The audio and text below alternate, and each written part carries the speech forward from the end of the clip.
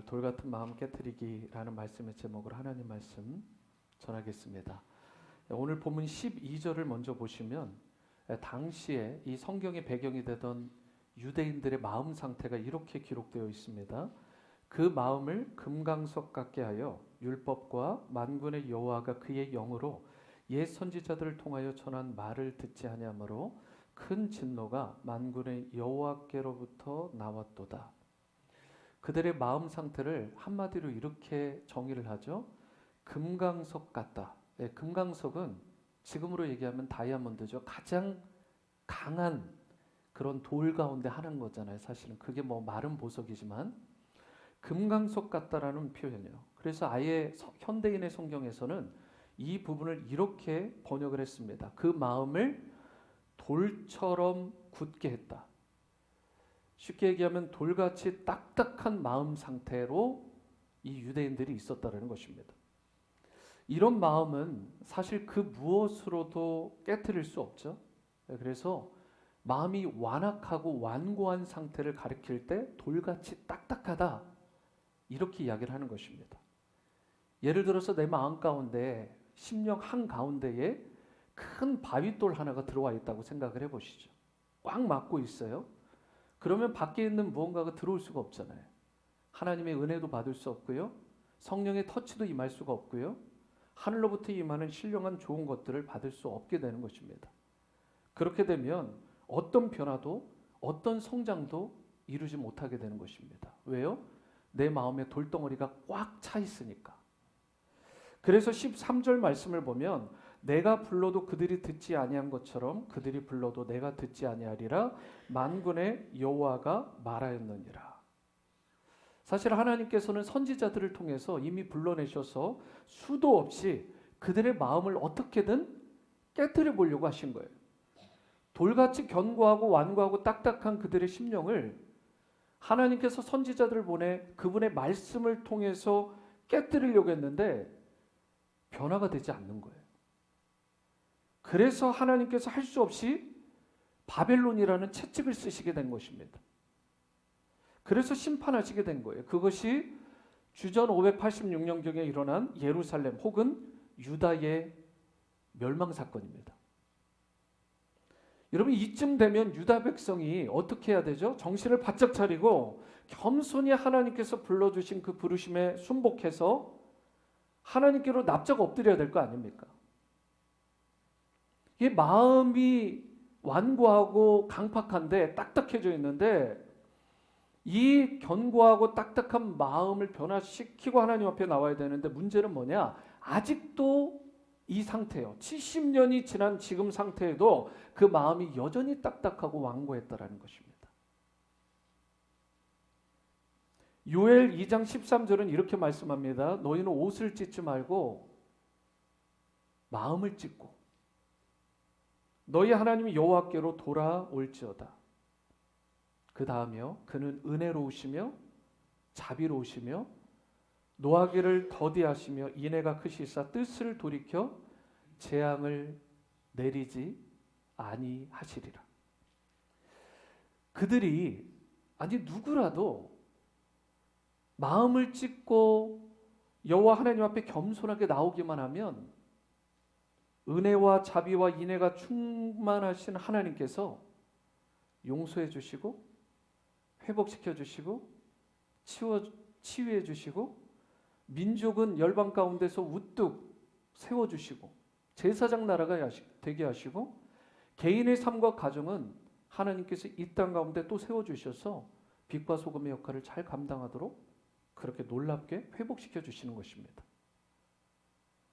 오늘 이 시대에요. 교회든 가정이든 개인의 삶이든 그렇기 때문에 우리가 우선적으로 체크해보고 회복해야 될 부분이 있습니다. 그것은 내 마음 가운데 혹시라도 돌덩어리가 있지는 않은지 딱딱해진 심령이 있지는 않은지 이것을 깨트리고 주님 앞에 나와야 오늘 2개월 만에 지난 1월 달에 드리고 이제 3월 달에 이제 2개월 만에 성찬을 갖게 되는데 이 성찬 가운데 주님의 특별한 은혜가 성령의 터치가 임할 수 있게 되는 것입니다.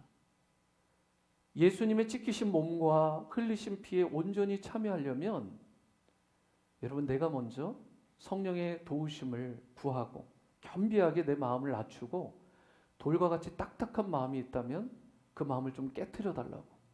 그래서 그 돌과 같은 딱딱한 마음이 깨어지고 완고함이 해결되고 성찬에 참여하여 그때 주님의 몸과 피에 온전히 참여하게 되고 주님의 십자가의 도를 걸어가는 온전한 크리스찬으로 회복되게 되는 것입니다. 저는 바라기로 여러분과 제가 오늘 예배에 나왔을 때 어떤 마음으로 어떤 상태로 나왔는지 모르지만 무엇보다 돌과 같이 딱딱한 부분들이 있다면 성령의 도우심으로 그 돌들이 깨어지고 낮아지고 완고한 마음이 부드러워지고, 그래서 어떤 성경에 보면 이러한 부분들을 돌과 같이 딱딱한 마음을 살과 같이 부드럽게 해주십시오라는 구절이 나와요. 여러분, 그와 같은 은혜가 여러분과 저에게 있게 되기를 축복합니다. 만약이라도 우리 마음이 돌과 같이 딱딱하면 어떤 상황이 되느냐? 이 우리가 예배를 드릴 때요, 이 은혜가 임할 수가 없는 거예요. 딱딱하게 굳은 이 심령에 어떻게 은혜가 임할 수 있겠어요? 은혜의 단비가 내릴 수가 없습니다. 꽉 막고 있으니까. 이런 상태에서는 특징이 뭐냐면 아무리 예배 형식을 바꾸고 최고 가는 팀들을 막 세워놓고 최고 가는 스피커를 세워놔도, 설교자를 세워놔도 소용없어요. 은혜 못 받습니다. 내 마음에 돌이 있는데요. 들어오는 말씀이 튕겨져 나가고 예배 가운데 그런 것으로 말미암아 시험에 빠지게 되는 거예요. 돌같이 딱딱해진 마음 깨트리기. 여러분, 이게 너무나 중요한 것입니다. 가정도 마찬가지예요. 가정에 문제가 있는데, 부부 사이에, 부모와 자녀 사이에 예를 들어 문제가 있는데 가구를 새롭게 들여다놓고 페인트 칠을 멋들어지게 한다고 해서 그 문제가 해결되냐는 거예요. 그런데 우리가 이런 처방전을 내릴 때가 한두 번이 아니라는 것입니다. 그렇게 해가지고는 어떤 변화도 일어나지 않아요. 돌덩어리를 제거해야 되죠. 성령의 도우심이 필요한 것입니다. 그러므로 여러분과 제가 마음의 근본이 딱딱한 상태가 아니라 살과 같이 부드러운 상태로 변화되고 유지되는 것이 급선무예요. 그러할 때 하나님의 은혜가 임하게 되고 주님이 주시는 복이 임하게 되는 것입니다. 이와 같이 우리 마음의 바위를 깨트리고 부드러운 마음으로 기경되는 것이 우리에게 너무나 중요한데요. 그렇다면 어떻게 할 때 우리가 돌처럼 딱딱한 마음을 부드럽게 기경하고 변화시킬 수 있을까? 오늘 주신 이 본문 말씀을 통해서 여기에 관한 말씀을 두 가지로 함께 나누고자 합니다. 첫 번째로, 돌같이 딱딱한 마음을 부드럽게 변화시키려면 마음의 동기가 바르게 되어야 합니다. 이 일을 하는 동기가 무엇이냐라는 그 동기요. 모든 사람에게는 우리가 무언가를 할 때 동기가 있어요. 동기가. 예를 들어서 오늘도 예배 올 때 내가 어떤 동기를 가지고 왔느냐, 동기가 다 다릅니다. 그런데 그 동기 가운데 크게 두 가지로만 나눈다면 내 중심적인 동기가 있고 하나님 중심적인 동기가 있다라는 거예요. 그러니까 내가 내세우는 동기, 하나님의 동기. 우리는 어떤 동기를 삼아야 돼요? 내 중심적인 동기가 아니라 하나님 중심적인 동기가, 내가 예배를 드릴 때든 신앙생활을 하든 삶을 살아가든 무슨 일을 하든 하나님이 나의 동기가 되어야 되는 것입니다. 하나님의 동기가 되실 때 우리의 영성이 바르게 되고 또 맺게 되는 열매도 바르고 풍성하게 되는 것이죠. 4절 말씀을 보시겠습니다. 만군의 여호와의 말씀이 내게 임하여 이르시되, 이렇게 말씀을 하는데 유대인들이요 3절에서 금식에 관한 말씀을 질문해요. 우리가 이 절기 때마다 금식을 하고 있는데 이 금식을 계속해야 됩니까? 이런 질문이에요. 그런데 거기에 대해서 하나님께서 어떻게 답변을 하시냐? 5절이에요. 온 땅의 백성과 제사장들에게 이르라. 하나님께서 스가랴를 통해서 이들에게 주시는 메시지죠. 뭐라고 하십니까? 너희가 70년 동안 다섯째 달과 일곱째 달에 금식하고 애통하였거니와 그 금식이 나를 위하여, 과연 나를 위하여 한 것이냐라고 묻는 거예요. 뭐가 느껴지세요? 여기에 두 번씩이나 나를 위하여 한 것 정말 맞아? 라고 하는 하나님의 퀘스천이에요. 반문이라고 하는 이 부분이요. 여러분 이건 쉽게 얘기하면 너희가 그러지 않았다라는 뜻이잖아요. 나를 위하여 너희가 금식한 게 아니야. 70년 동안이나 너희가 금식한다고 했는데 그것은 너희 중심적인 너희가 동기가 되어가지고 나에게 금식하는 것처럼 했지 척했지 사실 내가 동기가 되어서 나 여호와 하나님을 위해서 너희가 금식한 게 아니잖아. 여러분 이게 완전히 다른 것입니다. 하나님이 동기가 되는 것과 사람이 동기가 되는 건 완전히 다른 차원이에요. 하나님께서 이 부분을 지적하신 것입니다. 무려 70년을 금식했는데. 여러분 그러면서 하나님께서 나를 위하여 그랬냐고 반문하는데요. 그러면서 6절에 한 번 더 하나님께서 메이크쇼 하는 부분이 있어요. 너희가 먹고 마실 때에 그것은 너희를 위하여 먹고 너희를 위하여 마시는 것이 아니었냐?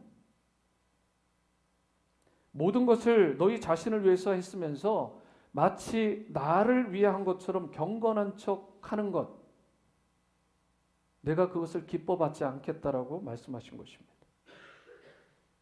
너희가 스스로 만족하려고 한 거 아니야?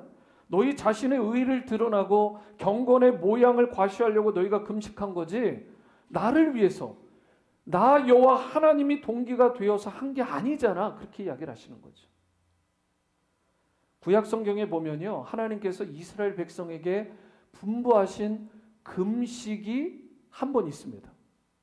그리고 나머지는 어떤 특별한 목적을 정하고 개인적으로 하든 가정으로 하든 뭐 그렇게 할 수는 있겠죠. 뭐 전쟁을 치르기에 앞서서 너희가 금식하면서 준비해라 뭐 그렇게는 할 수 있겠지만 매 절기가 되면 꼭 지켜야 될 금식이 있어요. 그게 뭐냐면 욤키퍼라고 불려지는 대속죄일입니다. 대속죄일은 대제사장이 1년에 한 번 성소를 지나 지성소까지 들어가게 되는데 그곳에서 하나님 앞에 이 하나님과 이스라엘 백성 사이에 깨어진 이 관계를 회복시켜 주시기를, 다시 말해 하나님 앞에 이 이스라엘에 지은 모든 죄를 사해 주시고 구원해 주시고 회복해 주시기를 간구하는 의미에서 하나님 앞에 나아가는 날이 대속죄일 욤키퍼예요. 그게 7월 10일입니다. 그런데 그 욤키퍼 7월 10일 이전에 7월 1일부터 10일까지 준비 기간을 갖게 되는데 9일까지죠. 그 준비하는 기간 동안 첫 번째 날에 나팔을 불어서 이 대속죄일의 준비 기간이 시작됐음을 알려요. 그걸 나팔절이라고 부릅니다. 그러면 어떻게 하느냐? 좀 더 경건한 사람은 7월 10일에만 금식하는 게 아니라 7월 1일부터 금식을 선포하고 준비 기간을 갖게 돼요. 왜 그러죠? 우리의 죄가 사해지는 중요한 날입니다. 구원이 왔다 갔다 하는 날이에요. 여러분 죄 사함이 없이는 구원을 받지 못하잖아요. 하나님을 만나는 시간이에요. 회복되는 시간입니다. 그래서 이 날은 하나님께서 특별히 정해서 금식하도록 선지자들을 통해 명령하신 날이에요. 이렇게 죄를 씻기 위해 자복하기 위해서 금식을 하면 내 죄를 토해내게 되고 하나님 앞에 돌아가게 되니까 마음을 겸손하게 하잖아요. 딱딱해진 돌과 같은 내 마음이 부들부들해질 거 아닙니까? 이것은 하나님이 정하신 절기예요. 하나님이 정하신 패스팅, 금식인 것입니다. 그런데 오늘 본문에 나오는 금식은 어떤 금식이에요? 그런 금식이 아닙니다. 이 금식은 자신들의 마지막 자존심이 예루살렘 성전이었는데 예루살렘 성전이 함락되고 회파되었어요. 이스라엘 백성들이, 예루살렘 시민들이 마음에 울분이 가득하고 마음에 상처가 가득하고 너무 수치스럽고 너무 부끄러운 거예요. 그래서 그때부터 금식을 선포한 것입니다. 순수한 금식이 아닙니다. 여러분 겉으로 보면 똑같은 금식 같죠? 속마음을 보면 마음속 동기가 다른 거예요. 대속죄일에 행해진 금식은 하나님께 돌아가자는 금식이라면 유대인들이 이 지킨 금식은 자신들을 위한 금식입니다. 자신들의 한풀이를 위한 금식이에요. 이것을 하나님께서 기뻐하시지 않는다는 것입니다. 쉽게 얘기해 볼까요? 내가 마음속에 미워하는 사람이 있는데 하나님 저 원수 좀 어떻게 좀 해주세요. 한풀이 아니에요? 하나님, 제가 이거 해결해 줄 때까지 제가 금식합니다. 여러분, 그런 금식 하나님 안 받으시죠. 이 바벨론 어떻게 해주세요? 이 예루살렘 이게 회파됐는데 우리가 지금 자존심이 이만저만 상한 게 아닙니다. 너무 수치스럽고 너무 부끄러운데요. 여러분, 이런 금식은 하나님이 기뻐하시지 않는 금식이요. 그런데 이게 금식에만 해당하는 게 아닙니다. 우리 모든 신앙생활 전반에 다 해당하는 거예요. 예배도 마찬가지입니다. 예배가 진정 예배다워지려면 어떻게 해야 되느냐? 하나님이 나의 동기가 되셔야 돼요. 하나님 중심적인 예배가 돼야 되죠. 이런 분들이 있어요. 좀 더 쉽게 설명하면 내가 은혜 받으려고 오는 예배예요. 아니, 목사님 그거 괜찮은 거 아니냐고. 그런데요, 그건 내가 동기가 되는 거예요. 내가 은혜 받으려고 하는 거 필요하죠. 하지만 그게 프라이어리티가 되면 안 돼요. 어떻게 달라지는지 아세요? 내가 은혜 받으려고 오는 예배는요, 이미 드림이 아니라 받으려고 하는 예배입니다. 그건 예배가 아니죠. 그건 종교 생활이에요. 그래서 예배에 그런 마음으로 오게 되면 판단을 합니다. 설교자가 얼마나 설교를 잘하는지, 찬양팀이 얼마나 찬양을 잘하고, 성가대가 얼마나 대단하고, 예배 가운데 봉사자들은 잘하는지, 내 주위에 있는 사람들은 어떤지 다 평가해요. 왜요? 내가 은혜 받는데 저들이 보탬이 되는지 지금 바더가 되는지 체크하는 거죠. 내가 은혜를 받아야 되니까. 하나님 중심의 예배를 드리는 사람은 다릅니다. 내가 어떻게 하나님께 드릴 수 있을까? 일주일 동안 나를 위해서 구원해 주시고 도와주시고 나를 여기까지 이르게 하셨는데 이 은혜에 빚진 마음 어떻게 갚을 수 있을까? 하나님 은혜 보좌 앞에 앉으면 눈물부터 흘러요. 멀뚱멀뚱 있지 않습니다. 기도합니다. 준비하죠. 다른 사람들이 봐도 되지 않아요. 다른 사람에게 내가 어떻게 도움이 될 수 있을까를 고민하죠. 그게 하나님 사랑, 이웃 사랑을 실천하는 모습이기도 합니다. 여러분, 우리는 은혜를 받아야 돼요. 하지만 하나님으로부터 받는 은혜가 나의 예배의 핵심은 아닙니다. 절대 그것은 내 동기 중심. 그것은 오늘 이스라엘 백성들에게 하나님이 지적하신 것처럼 그게 나를 위하여 진짜 나를 위한 예배야? 라고 하시는 하나님의 반문에 그 인생은 누구도 답할 수가 없는 것입니다. 오늘 여러분과 저는 찬양팀이나 저나 미디어팀이나 예배 안내팀이나 이런 분들만이 예배자가 아니에요. 하나님이 유일한 청중이시잖아요.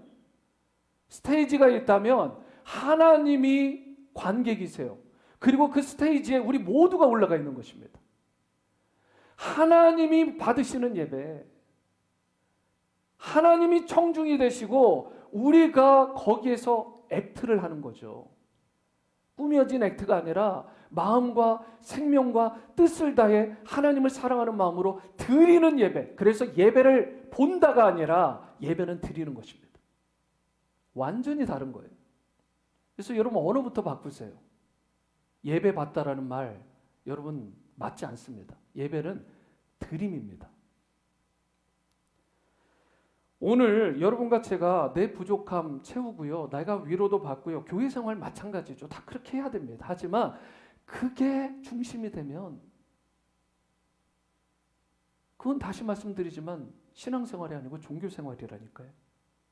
하나님이 동기가 되셔야 돼요.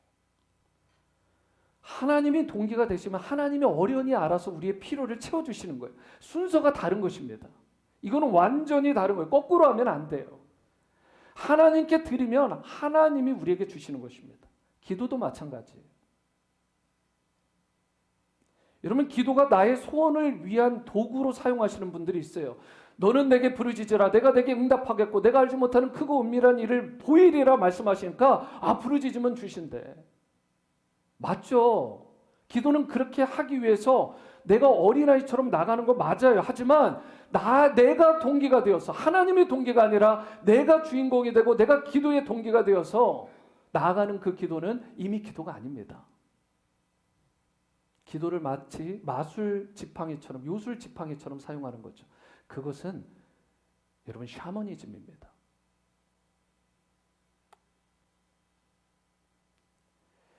여러분, 기도라는 것은 하나님의 뜻을 구하는 거예요. 아니, 좀 더 정확하게 얘기하면 기도는 하나님을 만나는 시간입니다. 이 기도할 때 내 것 막 속 시원하게 얘기하고 기도했다. 그거 기도 아닙니다. 하나님을 만나냐는 거예요. 새벽에 나와서 뭐 하는 거냐면요. 하나님 만나는 시간이에요. 기도라는 건 나의 목적을 위한 수단이 되어서는 안 됩니다. 기도 자체가 목적이 되죠. 아니, 좀 더 정확히 얘기하면 하나님 자체가 목적이죠. 이거는 완전히 다른 기도의 차원입니다. 그래야 바른 기도가 나오고 기도의 열매가 극대화되는 것입니다. 섬김과 봉사도요. 섬김과 봉사도 마찬가지입니다. 전도와 선교도 마찬가지입니다.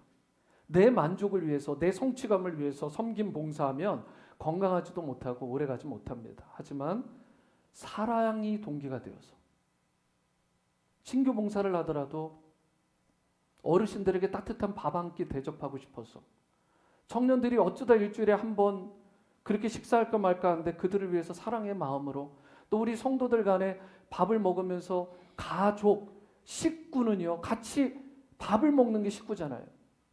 그런 마음으로 내가 대접한다는 의미로, 엄마의 마음으로 따뜻하게 대접하는 그 마음, 여러분 그 섬김과 그 봉사는 다른 거죠. 드림이 되는 거죠. 하지만 내가 드러나는 것은 섬김 후에도 자기 자랑이 되고 누가 알아주지 않으면 삐져버리는 것입니다. 내가 마땅히 할 바를 했다라고 고백하는 게 그 겸손함이 바로 진정한 섬김과 봉사자의 자세인 것이죠. 동기가 건강하지 못하면, 자기의 공로의식 때문에 자랑하고 싶어하고 업적을 드러내고 싶어하기 때문에 만약 누군가가 알아주지 않으면 여러분 그 사람 시험에 들어요. 왜요? 모든 게 내 동기니까, 내 중심이니까. 신앙은 거기서 뛰어넘어야 된다고요. 이미 그렇게 지금 고정되어 있는 분들은 마음이 돌과 같이 딱딱한 상태라고 보시면 됩니다. 오늘 이 돌과 같은 딱딱한 마음이 깨어지는 놀라운 역사가 성령의 도우심 가운데 일어나게 되기를 주님의 이름으로 축원합니다. 우리의 힘으로 할 수 없어요. 성령의 도우심이 필요합니다. 박 목사도 못해요. 누구누구 집사님도 못합니다. 그것은 하나님과 여러분의 관계예요. 그 마음이 깨어져야 예배가 예배되고 기도가 기도다워지고 섬김과 봉사도 전도와 선교도 하나님이 받으시는 우리의 드림이 되는 것입니다. 저는 여러분과 제가 마음의 동기가 내 동기가 아니라 하나님 동기로 변화되고, 그래서 돌과 같이 딱딱한 마음들이 깨어지는 놀라운 역사가 있게 되기를 주님의 이름으로 축원합니다. 두 번째이자 마지막은 돌같이 딱딱한 마음을 부드러운 마음으로 변화시키려면 말씀의 성육신이 일어나야 한다라는 것입니다. 말씀의 성육신. 하나님의 말씀에 귀를 기울이고 말씀을 따라 살아야 우리의 영성이 바르게 되는 것이죠. 7절을 보실까요? 예루살렘과 사면 성읍에 백성이 평온히 거주하며 남방과 평온에 사람이 거주할 때에 여호와가 옛 선지자들을 통하여 외친 말씀이 있지 않으냐, 이렇게 하십니다. 여기에 보시면 하나님께서 옛 선지자들을 통해서 외쳐진 말씀이 있다라고 리마인드 해주시잖아요. 예루살렘이 아직 무너지기 전에 백성들이 평원에서 그 땅에 거주하고 있었을 때 하나님이 선지자들을 무수히 보내셨어요. 그래서 말씀하셨습니다. 그것이 뭐예요? 구약시대 때 말씀을 통해서 하나님께서 주시는 그분의 음성이었던 거예요. 음성. 그랬는데 유대인들이 그러한 하나님의 음성을 청종했나요? 청종하지 않았나요? 성경은 단호하게 얘기합니다. 11절이요. 그들이 듣기를 싫어하여 등을 돌리며 듣지 아니하려고 귀를 막으며. 전형적으로 마음속에 돌덩어리가 꽉 차 있는 사람의 모습 아닌가요? 말씀을 청종해야 되는데 말씀 듣기를 거부해버리는 것입니다. 특별히 그들이 듣기를 싫어했다고 하는데 여기에서 등을 돌렸다라는 말이 나와요. 이 말은 intentionally, 의도적으로 강팍하게 하나님으로부터 등을 돌렸다라는 것입니다. 계획적으로, 완고하게, 치밀하게 자기의 의지를 써서 마음을 닫아버린 거예요. 돌같이 딱딱해지는 거죠, 마음이. 요즘 우리가 말씀의 홍수 시대라고 불려지는 시대를 살고 있습니다. 정말 이런 시대가 있었을까 할 정도로 여러분들 저도 그렇고 여러분들도 그렇고 솔직히 우리가 어떤 말씀을 듣고 싶다. 어떤 분의 또는 어떤 내용에 그러면 그 교회 홈페이지를 들어가든 유튜브를 통해서 들어가면 막 말씀이 쏟아지잖아요. 얼마든지 들을 수 있어요. 원하는 대로 다 찾아 들을 수 있습니다. 여러분 그런데 제가 갑자기 이런 질문이 생기더라고요. 이렇게 예전보다 훨씬 더 말씀이 소위 넘쳐나고 듣는 수준들도 우리가 높아지는 것 같은데 그렇다면 오늘날의 신앙인들, 오늘날의 크리스천들이 예전에 우리 신앙인들, 우리 믿음의 선배들보다 과연 신앙생활을 잘하고 있고 영성이 훌륭한가? 믿음이 과연 좋다라고 말할 수 있는가? 이 퀘스천이 생기는데요. 여러분들은 어떤지 모르지만 저는 아닌 것 같은데 라고 생각이 드는 거예요. 아니 말씀도 훨씬 더 좋은 거 많이 듣고 막 찾아서 듣고 소위 이야기하는 막 가장 최고 가는 그런 설교들을 듣는데 왜 이런 일이 일어날까? 사실 예전에는요. 너나 할 것 없이요. 저와 여러분들이 어디를 찾아서 말씀을 듣는다 이게 불가능했잖아요. 저는 특별히 시골교회 출신이에요. 당시에는 유튜브, SNS 이런 것도 없었을 뿐더러 기독교 방송도 없고 주위에 교회가 없으니까 딱 이 교회 하나면 한 2km 나가야 또 교회 하나 있고 그런데 그렇다고 그 교회가 이 교회보다 더 그래가지고 말씀을 더 잘 전하냐 이런 것도 아닌 것 같았어요. 오직 제가 섬기던 교회에 그 목사님 설교만 제가 초, 중, 고를 들은 거예요. 어릴 때부터, 태어났을 때부터. 그렇게 이분이 명설교가도 아닙니다. 교계에서 뛰어난 분도 아니었고요. 탁월한 스피치를 가진 분도 아니에요. 시골교회 그냥 목사님이셨어요. 그런데 제가 요즘엔 더 많이 듣잖아요. 연구도 하잖아요. 그런데 저의 신앙, 예전의 저의 신앙과 오늘날의 저의 신앙을 비교해봤을 때 과연 지금의 내 신앙이 그때보다 순수하고 그때보다 하나님 보시기에 신실한가? 이 부분을 퀘스천해 보니까 저 잘 모르겠더라고요. 부끄럽게도. 그때는 오직 한 분 말씀만 들었는데 사실 예전에는 너나 할 것 없이 불편해도 교회 다 나갔잖아요.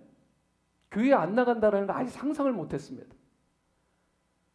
저는 참고로 초중고를 학교를 한 번도 빠진 적이 없어요. 눈이 오나 비가 오나 다들 그러셨겠지만 교회도 한 번도 빠진 적이 없어요. 그러니까 그렇게 당연히 그냥 된 거예요. 훈련이고 뭐고 필요 없는 그냥 그렇게 한 거예요. 신앙생활은 그렇게. 학교 생활도 그렇게. 내 교회 가족 이런 생각이요. 굉장히 가득 찼습니다. 되게 프라우드했어요. 우리 교회, 우리 가족. 그런데요. 한국이나 미국이나 요즘에 보면 불편하면 교회 안 나오는 분들이 꽤 많아진 것 같아요. 온라인으로 예배드리고 말씀 듣는 그래서 이 교회, 본 교회만 섬기지 않는 성도들 2개, 3개를 섬기는 사람들이 있답니다. 이걸 뭐라고 하냐면 플로팅 크리스천, 플로팅 성도들이라고 말합니다. 떠돌아다니는 교회를 떠돌아다니는 성도들이요. 여러분들은 거기에 속하지 않죠. 이미 와 계시니까. 하지만 우리가 상식적으로 알아놨으면 좋겠어요. 플로팅 크리스천이 그렇게 많아요. 어느 정도로 많으냐? 목회 데이터 연구소와 국민일보에 따르면 이분들에게 리서치를 다 해본 거예요. 모든 사람들이 연락해서 봤더니 30%에 육박한답니다. 요즘에 팬데믹 이후에. 별로 놀라지도 않으시는 것 같아요. 10명 중에 3명이 이러고 지금 있는 거예요. 쉽게 얘기할게요. 하나님이 기뻐하실까요? 예전보다 우리의 영성이 예전보다 하나님 앞에 우리의 신실함이 정말 더하다고 더 거룩하다고 말할 수 있나요? 분명히 좋은 설교 다 듣겠죠. 그분들. 아니에요 여러분. 중요한 건 그 말씀을 듣는 것 자체가 아니라 지식에서 끝나는 게 아니라 들은 말씀을 내가 얼마나 체화해서 내 삶 가운데서 실천하며 살아내느냐, 말씀이 성육신 되었느냐, 이게 중요한 거죠. 내 인격이 변하고 예수님 닮은, 그래서 주님이 걸어가신 십자가의 길, 순교자의 길이라도 내가 걸어가는 이 삶의 헌신, 결단. 하나님은 중심을 보시니까. 플로팅하면서 여기저기 말씀 서치하고 막 이게 좋네 저게 좋네, 그게 마치 내 신앙의 성숙인 양 생각하는 사람들이요. 착각하면 안 되는 거예요. 말씀이 성육신 돼야 되는 것입니다. 남의 삶이 아니라 내 삶에서, 내 가정에서, 우리 온누리 침례교회에서. 여러분, 말씀도 불편을 기꺼이 감수해야 됩니다. 하나님의 말씀 듣기, 음성 듣기는 내가 드릴 수 있는 최상의 시간과 장소를 정해서 일단 하루에 한 번 정도 확보를 해놔야 되지 않겠어요? 그게 quiet time, 큐티 시간입니다. 하나님을 만나는데 막 시끌벅적한 시간대에다가 막 아무 데서나 장소를 정해놓게 할 게 아니라 일단 한 번 정도는 조용한 시간, 조용한 장소에서 하나님과의 친밀한 관계를 갖게 되죠. 그렇게 되면 돌과 같이 굳어진 내 마음이 깨트려지는 거예요. 부드러워지는 것입니다. 내가 하는 게 아니라 하나님이요. 내가 하는 게 아니라 하나님이 말씀을 통해서 내 돌과 같이 굳은 마음을 깨트려 주시는 것입니다. 여러분, 요즘 온라인 예배의 약점이 뭐예요? 자칫 신앙생활 자체가 편의성에 빠질 수 있다는 거 아닙니까? 현장 예배가 맞고 온라인 예배가 틀리다, 뭐 이런 얘기를 하자는 게 아니라요. 내가 가진 최선의 것을 드리지 못하는 예배라면, 나의 만족과 나의 유익을 위한 예배라면 하나님께서 분명 그 예배를 기뻐 받지 않으신다는 것이죠. 이와 같이 좋은 말씀, 원하는 말씀 마음껏 듣는 것도 중요하지만 진짜 중요한 거 뭐라고요? 말씀의 성육신. 내가 얼마나 살아내나. 나도 변화되고, 돌같이 딱딱한 마음이 나도 변화되고, 그 변화된 힘으로 다른 사람을 사랑하고 섬기는, 그야말로 하나님 사랑, 이웃 사랑을 실천하며 살아가는 그 삶. 그리고 그 구체적인 내용이 어디에 나와 있느냐? 오늘 본문 9절과 10절입니다. 이렇게 나와 있어요. 만군의 여호와가 이같이 말하여 이르시기를 너희는 진실한 재판을 행하며 서로 인애와 긍휼을 베풀며 과부와 고아와 나그네와 궁핍한 자를 압제하지 말며 서로 해하려고 마음에 도모하지 말라. 사람들 중에, 여러분과 저 중에 이 말씀을 이해하지 못하는 사람 있을까요? 이 말씀 이해 안 되는 분 단 한 분도 없을 것 같은데요. 여러분, 중요한 것은 서로 인애와 긍휼을 베풀며 과부와 고아와 나그네와 궁핍한 자를 압제하기보다 돌아보며 섬기라는 이 말씀을 내가 내 삶 가운데서 얼만큼 실천하며 말씀의 성육신을 이루며 살아가고 있는가. 이게 중요한 거죠. 그리고 이렇게 살아가는 사람의 특징은 이미 돌과 같이 딱딱해진 마음이 부들부들 살과 같이 된 옥토가 된 상태의 마음가짐입니다. 그리고 이 크리스천을, 이 신자를 하나님께서 기뻐하시는 것입니다. 강준민 목사님이 쓴 아름다움의 절정은 사랑에 있다라는 최근 글이 있습니다. 이 글에 이런 내용이 있더라고요. 아름다움의 절정은 사랑에 있다. 우리는 예수님의 십자가를 사랑한다. 예수님이 지신 십자가는 피로 얼룩진 곳이다. 우리는 예수님의 보혈을 사랑한다. 그 이유는 예수님의 보혈 속에 자신을 희생하신 사랑이 담겨 있기 때문이다. 우리는 자신을 내어주는 사랑을 하는 사람들을 볼 때 눈시울이 붉어지는 것을 경험한다. 예수님의 십자가는 아름답지 않다. 흉측하다. 하지만 우리는 예수님의 십자가를 사랑한다. 그 이유는 예수님이 우리를 사랑하셔서 희생하신 곳이기 때문이다. 가장 아름다운 것은 사랑에 있다. 여러분, 말씀의 성육신이요. 그 핵심은 다시 강조드리지만 하나님 사랑, 이웃 사랑입니다. 우리가 문제는 이해하지 못하는 게 문제가 아니라 행함이 없는 것이 문제라고 오늘 하나님이 우리에게 두들기고 계신 것입니다. 사랑하는 여러분, 세상의 온통 별에도 사랑은 결코 변하지 않습니다. 또한 주님의 말씀도 변하지 않고 영원합니다. 우리는 무엇보다 예수님 닮은 인격을 소유하고 예수님이 가신 그 길을 걸으며 그분의 말씀에 순종하는 삶을 살아야 합니다. 이제 여러분과 제가 삶 가운데서 진정으로 하나님이 들려주신 그 말씀이 성육신되는, 체화되는 그런 놀라운 은혜가 임하게 되기를 바랍니다. 그리하여 돌과 같이 굳어진 마음이 깨트려지고 부드러운 마음으로 변화되고 우리를 통해서 주님이 기뻐하시고 영광 받으시는 그런 놀라운 역사가 임하게 되기를 주님의 이름으로 축원합니다.